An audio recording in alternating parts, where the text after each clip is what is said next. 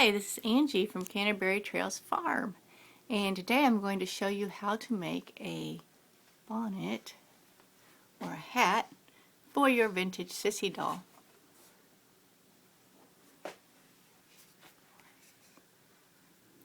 This hat would also work good for a French fashion in like mid to late 1800s. If you wanted to add ribbons, you can make it more into a bonnet type, or you could add fancier feathers and ribbons to make it into a fancier hat. So the little bonnet, very simple, just like the little 50s hats. It just went on the head, and you see there's a wire in the front, and we have the flowers, and it's just sewn on underneath there. I already had like the liner on the hat, so I didn't really have to do much. So let me set this camera up, and I'm going to show you how we're going to do it. Pardon the chair sitting up in the air, it's on a box. We had to get things out of the way to move things around. But anyway, so we're going to be discussing the little bonnet, and I'm going to show you how to make it. It's really easy, and it takes minimal sewing, so you're really going to like it. In fact, you could probably even glue it if you wanted to, but I don't like to glue. I like to sew, so I'm going to show you how to sew it, but keep in mind you could probably glue it. After you do have to sew the little flowers, though. First thing you need to do is find yourself a vintage woman's hat. You can use felt. There's all kinds of different hats out there. These, I'm not sure if this is real basket or if this is some sort of plastic, nylon or what, but it's a basket, just a little 50s hat, just a basket style that we started with. Do not buy like some fancy French couture hat. I find these for $5 to $10, sometimes cheaper. One time I got a whole bag full of them because they were in various conditions, but I'm not wearing them. I'm using them for materials. So I think I paid $7 for this one. And I specifically looked for one that had the wire around here, and I got wires here I could use too. And so this one is like a molded, it has the wire and it's molded, and you could do lots of things with it, but this is really simple because we just need to have the wire on one side. It's all it takes to hold the hat in place. And like I said, if you wanted to make it an 1800s style bonnet, you could add ribbons and ties underneath. You could just sew them under there.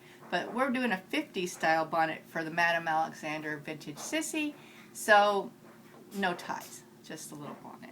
Right, I have made the patterns, and I will copy those and upload those so you can print them off. It's really fairly simple. It's not that complicated.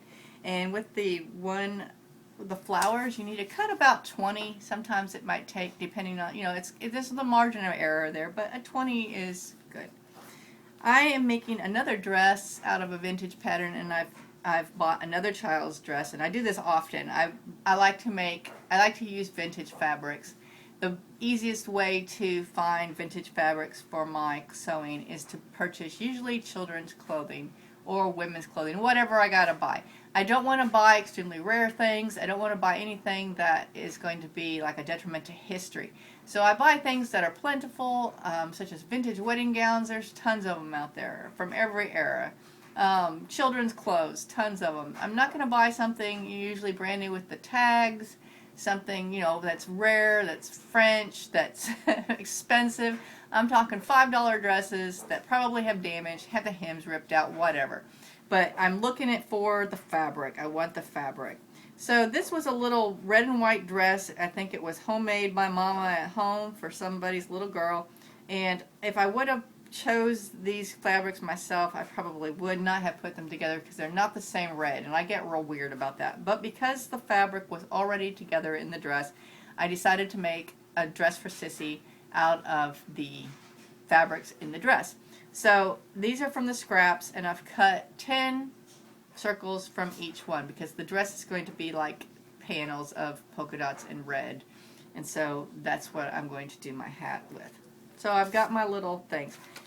In the middle of the flowers, you're going to need, like I used on the pink hat, I used pearls. This is like a check chiffon, and I used a pearl in between each one. But for these, because we're doing the whole polka dots, I have some vintage mother of pearl buttons, and they're like for child size clothing. So I'm going to be doing a button in the middle of each flower. It's sort of, you could do felt, you could glue little felt, you could do whatever you wanted, but that's what I'm choosing. So you need 20 fabric circles, and you need something that can go in the middle. Button, pearls, bead, whatever, to cover up the stitching we're going to do right in the middle where the flower is going to be gathered.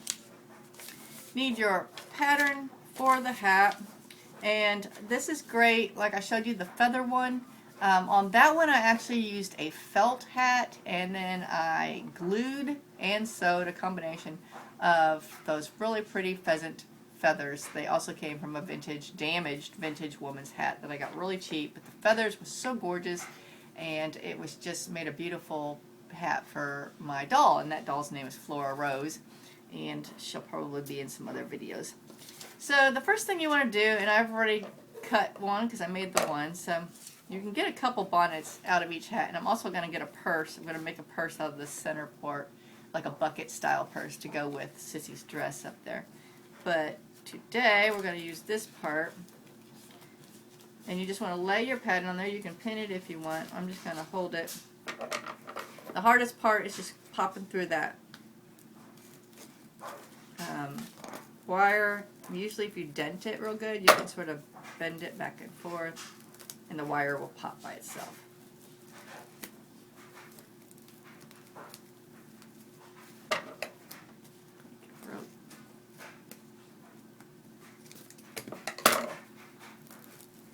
There it goes. So it just snapped.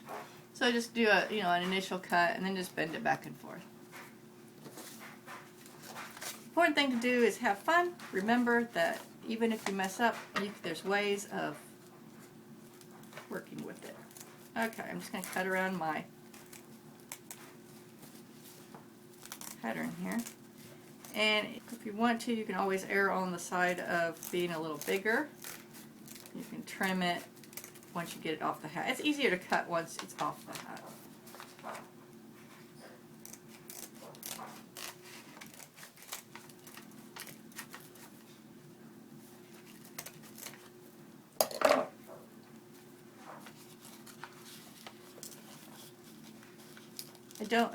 I don't want to make it flat because I like that natural curve that's already on there from the factory.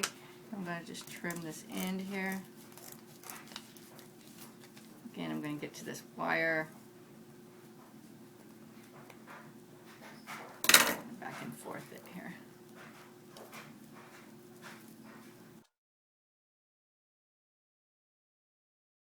My little hat cut out. You see, you got the. See how easy it bends, and it's really great there. There we go. Now, I'm going to put that over there. For the flowers. Now this is the part that you sort of can't get away with not sewing. But I promise you it's easy. Now, basically what we're doing is making a yo-yo. If you want more extensive video on yo-yo, I have a video on just making yo-yos, but I'm going to show you real easy. So as we go around, I'm just going to fold the edge under. And I'm just going to do like a running stitch in and out, and I'm just going to fold it down as I go around. The reason why I'm folding it down is so I just don't have a raw edge of fabric. Not necessary if you don't want to do it, but it's just little steps like that that make things look a little bit more professional. And also it cuts down on your raveling. All the way around. So you're doing like a purse stitch, like a drawstring purse.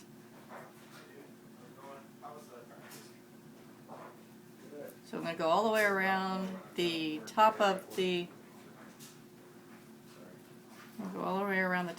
edge.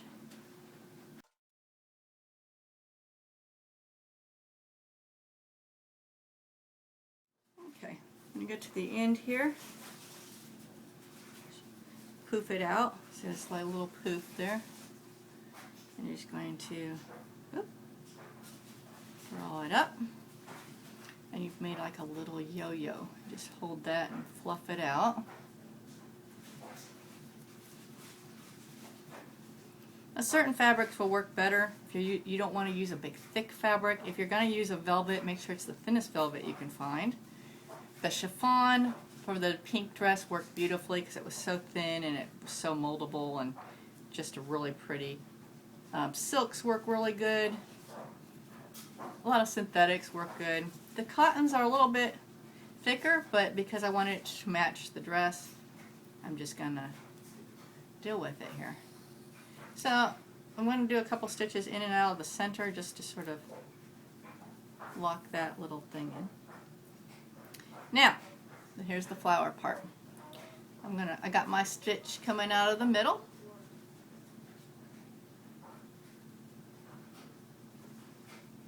I want to take it right across the middle, pull up. I'm going to just let it pull to make like a petal. And then I'm going to go over right on the other side, do the same thing. Pull. So now I've got two petals. I'm going to do, so like I'm making like a cross sort of.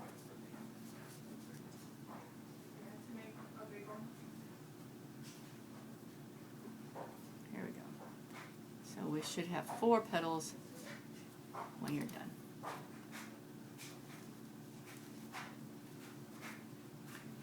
Play with it. Sometimes you, like this one, I got the one petal is bigger than the other, so I'm going to loosen this up for a minute and see if I can move the fabric over. Okay, I want to even it out a little bit better. I had more fabric on one side than on the other there. Now I'm going to go up and down a couple of times just to lock those in. Alright, so now you have the little flower. So I'm going to put my, you can decide which side you want out. You need to decide this though before you make a whole bunch because it needs to be consistent. So if you do the gathered side facing out, you're going to get more of the texture of the gather. If you decide to do the smoother side, it's going to look more like that. So you decide. I tend to usually pick the side with the texture just because I think it's a little bit more interesting. Now I'm going to pick a button. What I usually do is make a bunch of flowers and then I put them on the hat. You can do the hat and the flowers all at the same time, or you can, whatever you want to do. But I like to make all the flowers and then I can put the hat together and I have the hat. So I'm going to put my button in the very center. This hat will work good for 14 or 15 to 20, 21 inch. It would work good for the Deluxe Reading Candy or the Cissy, any of the 20-inch Madame Alexander type dolls. Okay. And there we have one flower.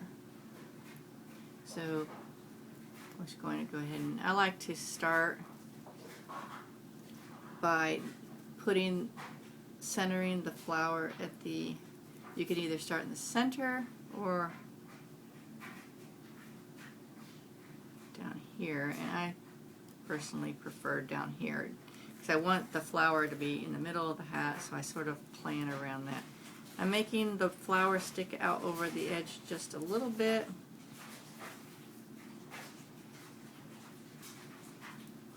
And I'm just sewing right through the button and sewing the flower to the hat.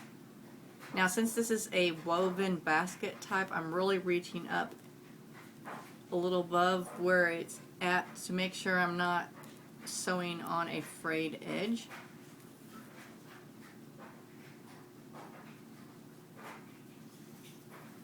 You could cover those edges if you wanted to. You could do a blanket stitch around them if you want to. I find that they're just fine the way they are because, like I said, the hat has this lining in it, and it's all sort of one piece because it's, remember we cut that wire, the part of the wire, it's already stitched together. It's sort of a little cheat there. We didn't have to do any of that because it's already together. So I'm going to do one more stitch here, make sure my flower's on good.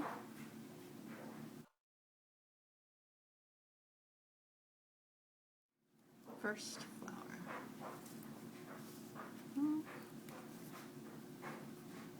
Since I'm alternating, the next one I'm going to do is the red. So I'm going to go finish all these flowers, and when we come back, we'll start sewing them onto the bonnet. Okay, I finished the red and white dress. I wanted to do that before I finished the hat so I could show you how it turned out. See if I can get it far enough away here. I thought it turned out pretty cute. Remember, it was made out of a child's dress. Having a hard time filming and showing at the same time here. It was made out of a child's dress that was already panels of the red and white. And I did a little belt. It's lined with white cotton. And I just think it's super cute. I ordered a pair of white sunglasses to go with it. I think it would be really neat. I would have put it on her, but I love the pink dress that I have on her too, so I didn't want to take that off. That's like her Easter ensemble. So that's the little dress that we're making the bonnet for. And we're going to finish up the bonnet, but here's what I got so far. And remember, we looked at the pink one. It was like the pink check chiffon that matches her dress. But this one we're doing the same from the scraps of this dress. And I think it's going to be really cute with the white sunglasses and the little white gloves. And a little hat. I haven't made her purse yet. I'll have to do that shortly.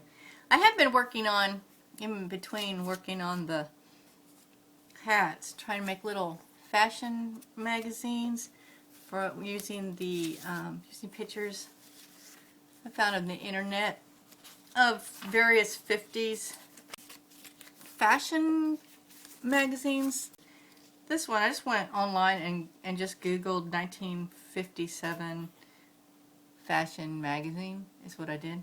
Anyway, it was like laid out. Someone had posted the pictures, and then just download. You just save the image and then scale them to the size that you want, and then you can print them off and make the little magazine. I'm going to order some, like, you can get photo laminate sheets that are like glossy that you put on there to make it look like a glossy cover. It's the right size for Sissy, so it'll be cute once I get them done. I've done all of them except for one, so I can put that one on. I was using these buttons in the middle, these vintage mother of pearl buttons. And there's nothing wrong with them or anything per se. It's just I decided I didn't really like them. And I had these little stick-on pearls, but I thought, well, I could stick the pearls just right on top of the button. And I just like, they're self-adhesive. So I thought, well, I can do that. I don't know how long they'll stay. I don't know about, how great this adhesive is on here. I think they probably are made from more like paper crafts or something. But for the time being, they're working and they look cute. I mean, it's not like a kid isn't playing with this, so basically it goes on and it sits there and looks pretty for a while until I make a new dress and decide to change it again. So I really like the pearls. They're a little big, probably if they're not exactly to scale, if this was a woman's hat. I'm really usually pretty picky about making sure things stay to scale. I envision what would this look like if it was on a real person, and one of my pet peeves is doll clothes that they use great big human-sized buttons, and it wouldn't translate if you blew it up and put it on a real-size human. The button would be like this big. So that is one of my pet peeves, so I do really try to look for things in scale, but I don't know, they're close enough, I think, so I'm pretty happy with it. So after I made all the flowers, and we did that last time, I'm just going to put the button in the middle.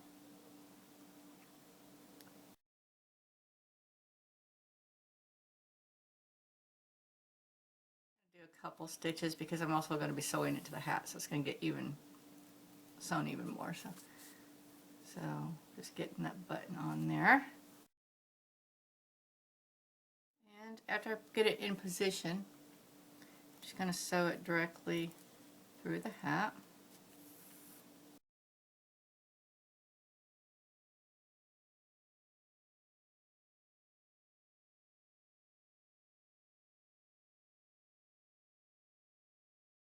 We got the wire in the front, and you, if you wanted to, you know, you could do ties or something on there if you.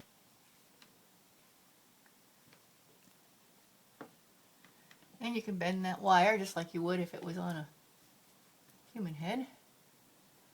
Bend that wire to fit.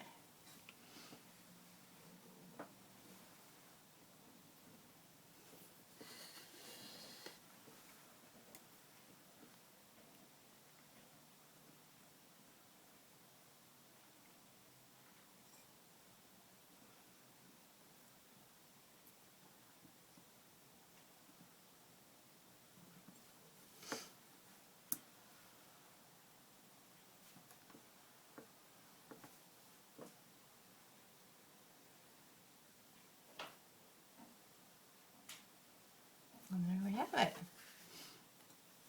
So I think that is a super cute hat, and I love how the dress came out. I also have, she also had like a little crinoline under there that I made also out of a, it was like out of a preteen type of skirt crinoline I bought, and I've made several of them out of that. And when I got done putting it on and sewing it, I thought, you know, this is the perfect kind of outfit. I've got little red heels that are sissy shoes, and I got the little white gloves and the hat now, and it would just look really cute with some white cat eye glasses. And so someone on eBay was selling them. They're repros. They're not old ones, and it's gonna look really cute. So this has been Angie with the Vintage Sissy Hat Project. Thanks for joining us. Bye.